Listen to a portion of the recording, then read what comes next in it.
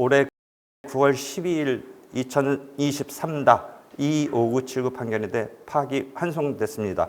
여기서는 실체법적으로 어떤 걸 알으셔야 되냐면 집합 건물 같은 데 있어서요. 집합 건물에 있어서 그 관리단이 있고 뭐 물론 아파트 같은 경우라면 뭐 입주자 대표회의도 있고 한데 이 일반 집합 건물의 경우까지 포함한다면 관리단이 만들어져서 관리단에서 이제 관리를 하는 것인데 실제 관리는 관리 의탁 계약에 의해서 이제 관리업자가 등장해서 합니다. 그래서 관리업자가 그 건물에 있어서의 어떤 소유자라든지 하고 있는 사람들에 대해서 관리비라든지 뭔가를 징수할 수 있는 권리가 원래 관리단에게 있는데 그것을 위탁 관리업체에게 계약을 체결해서 맡겨졌기 때문에 실제법적으로 보면 의탁 관리업자가 그 징수할 수 있게 됐고 소송에 있어서도 당사 적격을 갖고 있습니다. 즉 소송의 원고 적격자로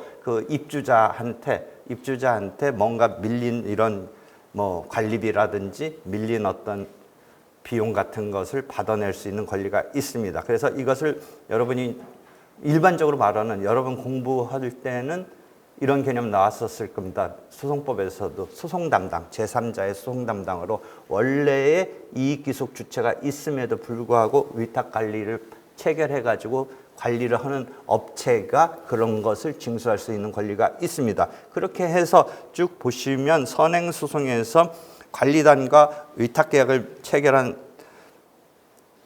이 업체가 여기는 을로 되냐면 나중에 가서 다시 이게 채권자 채무자로서 바뀌니까 원래는 을이면 피고해야 되는데 실제 나중에 가면 이게 원고라서 이렇게 할 수밖에 없었습니다.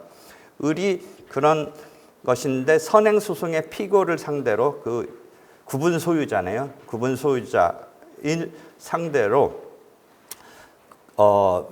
관리비 미납된 것에 지급 명령을 신청해서 받을 수 있다라는 지급 명령을 받았고 확정되었는데 10여 년 뒤가 흘러서 2017년경에 시효를 중단시키기 위해서 다시 소송을 냈습니다. 그래서 확정됐습니다.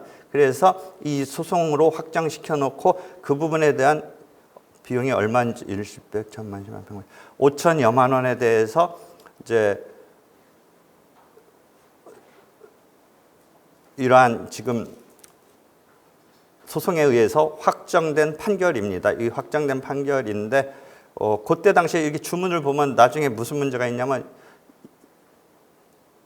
2015년 9월 30일까지 그 선행 소송의 판결의 20%고 그 다음 날부터 연 15%입니다. 지금은 연 12%인데 요게 2017년 고무렵에 보면 밑에 각주 2에 나왔듯이 날짜가 2015년 9월 30일에 있어서 또 이게 바뀌게 되면서 9월 30일까지 연 20%고 그 다음 날 지금은 12%고 그 뒤에 한 번 더 바뀌었지만 그때 기준으로 9월 30일까지는 연 20%고 그 다음 날부터 15%로 나오게 된 게 그 각주 2에 그때 당시에 소송 촉진 등에 관한 특례법상 그렇게 된 것입니다. 그래서 그 다음에 이런 판결이 있었고 나서 2018년에 한 번 또 이 관리하는 이 체결을 다른 업체로 바꿨습니다. 다른 업체로 바뀌었기 때문에 나중에 문제가 됩니다. 이 판결을 갖고 집행을 들어왔더니 이쪽 지금 이제 거꾸로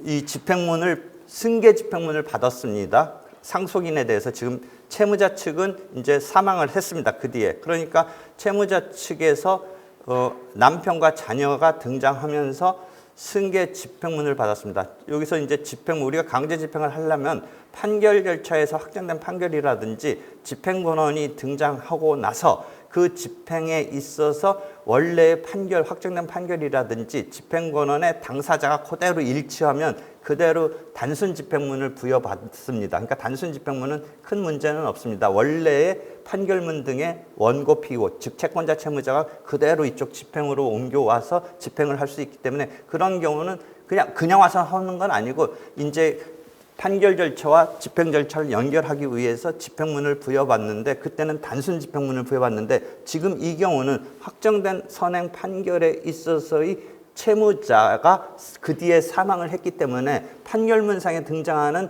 그 지금 남편과 자녀가 상속했다는 거 보니까 그 부인이 실제는 피고였고 지금 단계에서 집행을 하려고 보니까 이제 사망을 했고 남편과 자녀 등이 상속인이 됐으니까 판결문에 등장하는 피고가 지금 사실상 주체가 바뀌게 된 겁니다. 그래서 이때는 승계 집행문을 부여받아야 됩니다. 그러니까 집행문 중에 단순 집행문 말고 승계인에게, 그러니까 우리가 실체법적으로 보면 변론 종결 뒤에 승계됐습니다. 변론 종결 뒤에 사망을 했고 상속인 등에 승계됐기 때문에 일단 승계 집행문을 부여받게 됩니다. 그래서 그런 과정이 하나 있는데 이쪽의 입장에서는 무언가 갖고 이의를 했습니다. 그 승계 집행문 부여받은 것에 대해서 이쪽에 있어서 그 남편과 자녀 측 원래 판결문에 있어서의 피고의 승계인이 집행문 부여에 대한 이의 신청을 했는데 이 사람들의 이유는 어떤 것이냐면 지금 이쪽에 있어서 그 업체가 바뀌었습니다. 관리업체가 바뀌었으니까 니네가 그 우리한테 왜 그러느냐, 너 이제 더 이상 관리비를 징수한 업체가 바뀌었으니까. 근데 이쪽 입장에서는 과거에 밀린 것을 받을 권한이 있어가지고 바뀌기 전 그 회사이긴 한데 그 부분에 대해서 문제가 생겨서 있다라고 이의를 했는데 이런 이의는 집행법에서에 있어서는 언뜻 이제 주장상 그런 말이 맞다고 하더라도 이런 것은 어떻게 다투어야 되느냐. 뭐 이런 문제가 등장하는 겁니다. 원래 실체법적인 판결 등에 있어서의 그 내용의 실체법적인 걸 다투는 것은 청구 이의소가 있습니다. 여러분이 많이 입에는 뵀는데 변론 종결 전 상황 갖고는 더 이상 기판력 때문에 다투지 못하고 변론 종결 뒤에 어떤 변동 상황을 갖고 다툴 수 있는 게 청구 이의소입니다. 근데 청구 이의의 이 사유는 실체법적인 변동을 갖고 다투는 거고 이런 부분에 대해서 이제 기본적으로 나중에 다시 2교시, 3교시, 4교시에서 할 것이라고 보이지만 그런 류의 지금 문제를 삼으면서 집행에 있어서 니네가 이제 더 이상 관리 의탁 업체가 아니니까 집행 당사 자격이 너희한테는 없다라고 하면서 다툰 겁니다. 청구 이의소를 냈습니다. 그러니까 청구 취지가 청구 이의소는 그 마지막 이 서술어가 강제 집행을 불허한다. 즉 승계 집행문의 기한 장애들에 대해서 지금은 이제 원고들이 그 상속인들입니다. 청구 이의소에서는 원래의 집행권한상의 채무자 피고가 이쪽에서는 이제 원고가 되는 겁니다. 원고가 돼서 그래서 이게 을과 갑 원고 피고가 조금 헷갈릴 수 있는데 여기 와서는 다시 이제 그 상속인 등이 원고가 돼가지고 우리한테 승계 집행문을 기해서 상대방 너가 집행을 들어오는 이 상황에서 우리가 이쪽에 대해서 방어를 펼치는 게 너는 더 이상 이제 그 뒤에 업체가 바뀐 상황에서 즉 변론 종결 뒤에 어떤 상황이 바뀌었다라는 등에 가지고 청구 이의소를 낸 건데 승계 집행문에 기한 강제 집행을 불허한다. 이런 청구 취지로 냈습니다. 그래서 1심에서는 강제 집행에 있어서 그런 식으로 했는데 판단은 원래 이행에서는 여러분이 실체법적으로 이행에서는 주장 자체만으로 당사 자격이 있고 그래서 원래 판결문에 있어서 이 관리업체가 당사 자격이 있는 거니까 그런 것에 대해서 원고의 청구를 기각시켰습니다. 그러니까 이쪽에서 다시 상속인 등이 항소를 했습니다. 그래서 항소심에서도 또 어떻게 했냐면 임의적 소송 담당, 판례에 보면 임의적 소송 담당을 임의적 소송 신탁이라는 말도 씁니다. 임의적 소송 담당에 해당한다. 원래 관리단이 있고 이 관리업체인데 원래 관리단과 관리업체의 관계는 임의적 소송 담당, 제3자의 소송 담당 관계이니까 당사 자격을 갖고 있다라고 하면서 쭉 보시면 그런 문제가 있는데 쭉 보면서 이제 그래서 당사 자격은 있다라고 하면서 관리비 채권에 이제 그렇게 되지만 당사 자격은 있지만 관리비 채권의 자체는 누가 갖고 있느냐?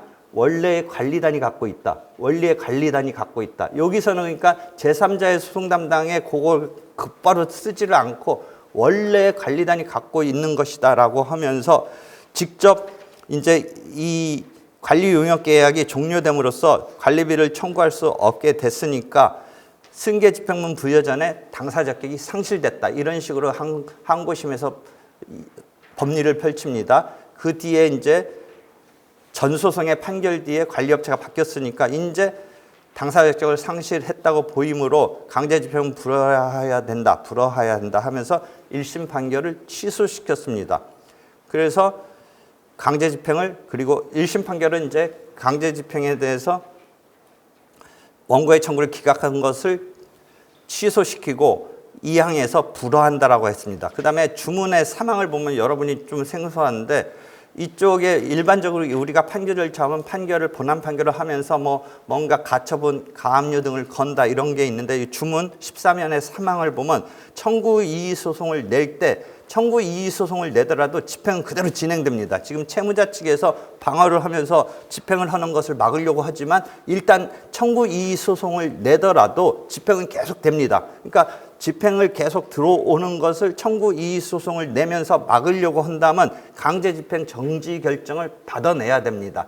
그렇지 않으면 그대로 진행됩니다. 저희가 청구 이의 소송을 진행하는 것만으로는 막아낼 수가 없습니다. 집행을. 그러니까 청구 이의 소송을 내면서 집행 정지 결정을 지금 받아내야 됩니다. 그러니까 요 주문 사망은 강제 집행 정지를 받아냈던 것이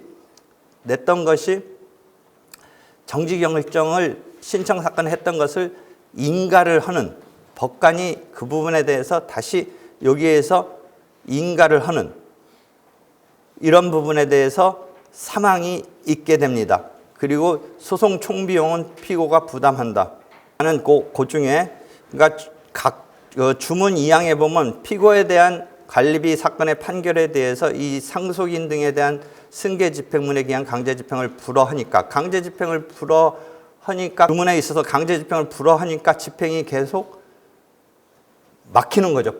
강제 집행을 하는 것을 막으니까 불허하니까 장에서 이제 사망이라는 강제 집행 정지 결정을 인가하는, 그 뒤에 조금 이해하기 어려우시면 그 뒤에 설명이 있습니다. 각주 18번에 보면 각주 18이 아니라 페이지 18번에 보면 집행법 46조와 집행법 47조가 있는데, 이의소위 47조를 보면 이의소위 판결에서 잠정 처분이라고 해서 이제 집행정지를 한 것에 명령을 내리고 이미 내린 명령을 취소, 변경 또는 인가할 수 있다라는 것입니다. 그래서 다시 돌아오셔서 보면 강제 집행을 정지를 했던 것을 인가한다라는 게 여기 들어가는 겁니다. 이 판결이 이제 내려짐으로써 주문 2항에 대한 또는 주문 1항에 대한 판결에 의해서 그렇게 진행되는 겁니다. 근데 이게 이제 다시 대법원에 왔더니 다시 또 원심 판결을 파기합니다. 그래서 환송됩니다. 그래서 여기서는 법리가 상당히 어렵습니다. 관리단으로부터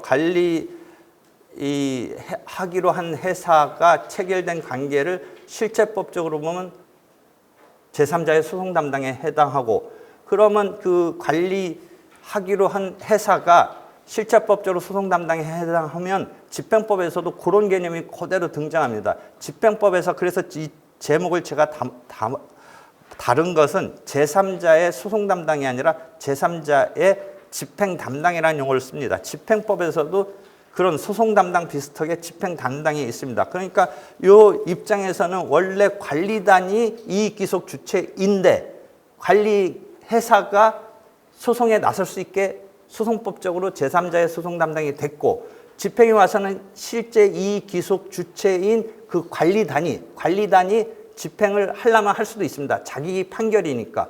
제3자의 소송 담당이라는 개념에 있어서는 본인이라는 개념이 있습니다. 이익기속 주체라는 본인이 있기 때문에 본인의 판결입니다. 그래서 이익기속 주체의 판결이니까 이익기속 주체가 집행을 할 수도 있지만, 이쪽에 어떤 개념이 있냐면 제3자의 소송 담당처럼 제3자의 집행 담당이라는 개념으로서 이 관리 계약을 체결한 그 회사가 관리단과의 관계에 있어서 집행을 위해서 제3자의 집행 담당자가 되니까 당사자 적격을 갖고 집행을 할 수가 있습니다.